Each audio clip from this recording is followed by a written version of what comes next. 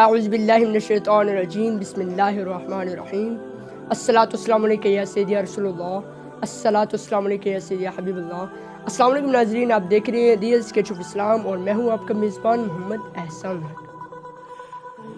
ناظرین، جس طرح ہم گزشتہ کچھ دنوں سے جو ہجرت مدینہ کو اسٹڈی کر رہے ہیں، ہجرت مدینہ جو کہ ایک بہت بڑا واقعہ ہے، اور یہ واقعہ کیونکہ پریزنٹ کرنا ضروری تھا، اس واقعے کو آپ لوگوں کے لیے جاننا بہت ضروری ہے کہ آقا صلی اللہ علیہ وسلم نے کتنے کٹھن مراحل سے گزر کر ہجرت مدینہ کی تھی۔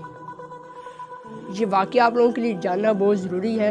اس واقعے کے بعد مسلمانوں کے حالات بدلے تھے، اس واقعے کے بعد مسلمانوں پر امن آیا تھا، ایک جائے امن کی ضرورت تھی، اور جائے امن پر پہنچ کر باقاعدہ جو ہے وہ اسلام کو پریکٹیکل نافذ کرنا شروع کیا تھا، جو کہ مکہ میں نہیں کرنے دیا جا رہا تھا، کفار مکہ نہیں کرنے دے رہے تھے، مسلسل ظلم و ستم کر رہے تھے۔ تو ناظرین، دین حق کی سربلندی کے لیے جو ہجرت مدینہ کا یہ قدم آقا صلی اللہ علیہ وسلم نے حکم ربی سے اٹھایا تھا، یہ دن بدن جو ہے وہ مشکل ہوتا جا رہا تھا، دن بدن کیا بلکہ لمحہ بلمحہ مشکل تر بنایا جا رہا تھا۔ دیکھیں، ہم نے پچھلی ویڈیو میں کھوجی کتوں کا اور کھوجیوں کا ذکر کیا تھا، تو یہی اسی میں بھی ہم دیکھیں گے کہ کھوجیوں کو کس طرح لایا گیا۔ کھوجی بھی کچھ نہیں کر سکے، وہ بھی آقا صلی اللہ علیہ وسلم کو نہیں ڈھونڈ سکے، اور جو نئے دنوں کی روشنی ہے، جو ایک خوشحالی کی روشنی ہے، امن کی روشنی ہے، جس امن کی طرف مسلمان مسلسل بڑھ رہے تھے، اس کی روشنی مسلسل یثرب پر پڑ رہی تھی۔ اب یثرب کیا ہے؟ ہجرت مدینہ سے پہلے مدینہ کو جو آج مدینہ کہا جاتا ہے، اس کو پہلے یثرب کہا جاتا تھا۔ تو اس کی جو روشنی ہے وہ مسلسل مدینہ پر پڑ رہی تھی، اور کفار کا ہم نے دیکھا، انہوں نے جنگلوں، پہاڑوں، گھاٹیوں میں کہاں کہاں آقا صلی اللہ علیہ وسلم کو نہیں ڈھونڈا، مسلسل لگے ہوئے تھے۔ اب کفار مکہ نے کیا کیا؟ کفار مکہ نے یہ کیا، ابو جہل نے یہ کیا کہ دو ٹاپ لیول کے جو ہے نا وہ کھوجی ہائر کیے، جن میں ایک کا نام قرظ بن علقمہ بن حلال الخزاعی تھا، جو کہ پاؤں کے نشانات جو دیکھنے میں بہت ماہر تھا، ٹاپ لیول کا جو ہے نا انہوں نے بندہ چوز کیا تھا۔ لیکن یہ بندہ بھی کچھ نہ کر سکا۔ جب اس بندے نے آخری پاؤں کا نشان دیکھا تو رک گیا۔ قرظ بن علقمہ جو کھوجی تھا، اس نے کہا کہ اس کے بعد کوئی نشان نہیں ہے، نہیں ملا، آپ ایسا کیجئے کہ ارد گرد جو ہے وہ آقا صلی اللہ علیہ وسلم کو ڈھونڈا جائے۔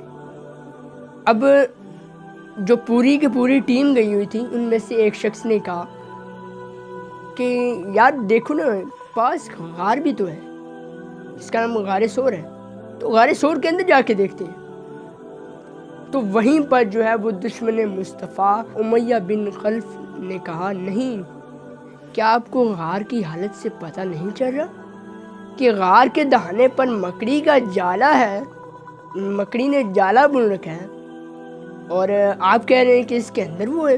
نہیں، یہ مکڑی کا جالا جو ہے وہ میرے خیال سے جو ہے وہ آقا صلی اللہ علیہ وسلم کی پیدائش سے پہلے کا ہے۔ امیہ بن خلف نے یہ کہا۔ اب ہوتا کیا ہے؟ غار کے دہانے پر مکڑی نے اپنا جالا بنایا، اور پاس ہی ام اغیان نامی ایک جو ہے وہ درخت جو ہے وہ اگایا۔ اس درخت پر جو ہے کبوتری نے 2 انڈے دیے، اور کبوتری بیٹھی تھی۔ یہ تمام تر جب سینیریو دیکھا تو کفار مکہ پیچھے ہٹ گئے، اور آپس میں یہ ڈسکشن کرنے لگے کہ یار دیکھیں، اگر کوئی اس غار کے اندر جاتا تو کیا یہ مکڑی کا جالا ٹوٹ نہ جاتا؟ پھر اس درخت کے ہوتے ہوئے کوئی اندر کیسے جا سکتا ہے؟ کبوتری بھی موجود ہے۔ یہ تمام تر سوالات ان کے ذہن میں آئے، اور وہ واپس پلٹ گئے۔ لیکن انہی میں سے ایک بندہ جو ہے وہ غار کے بالکل کارنر پر آیا، غار کے بالکل کارنر پر آیا۔ اب کارنر پر آتا ہے لیکن وہ واپس پلٹ جاتا ہے۔ جب ساتھ کے جو ان کے ساتھی ہیں وہ پوچھتے ہیں، یار آپ نے غار کے اندر جانے کی زحمت کیوں نہیں کی؟ تو وہ شخص بولا کہ میں نے اس غار کے دہانے پر 2 کبوتری جنگلی کبوتر دیکھے، تو میں نے سوچا اس کے اندر کوئی نہیں ہے، تو وہ واپس پلٹ گئے۔ یہ ناظرین، یہ تمام تر جو ہے وہ معجزات مصطفیٰ صلی اللہ علیہ وسلم ہے۔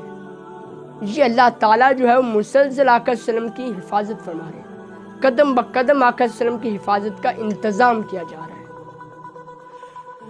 یہ ہوتا ہے مصطفیٰ صلی اللہ علیہ وسلم کا معجزہ، یہ ہے اللہ تعالیٰ کی تدبیر چل رہی ہے یہاں پہ۔ ایک پلان انسان بناتا ہے، ایک میرے مولا بناتا ہے، لیکن یہاں پر جو پلان ہے وہ میرے مولا کا چل رہا ہے۔ اب کیا ہوتا ہے کہ جو مکڑی کا جالہ ہے، جس کے بارے میں قرآن مجید نے بھی فرمایا ہے کہ یہ جو مکڑی کا جالہ ہے یہ سب سے کمزور ترین گھر ہے، سب سے کمزور ترین گھر ہے۔ جب آقا صلی اللہ علیہ وسلم کو یہ بتایا جاتا ہے کہ یا رسول اللہ صلی اللہ علیہ وسلم، ایک شخص جو ہے وہ غار کے دہانے پر آیا لیکن وہ بغیر دیکھے پلٹ گیا، تو آقا صلی اللہ علیہ وسلم جو ہے وہ انہوں نے اللہ تعالیٰ کا شکر ادا کیا اور کہا کہ دیکھیں اللہ تعالیٰ نے کتنی نازک چیز بنا کر ہماری حفاظت فرمائی۔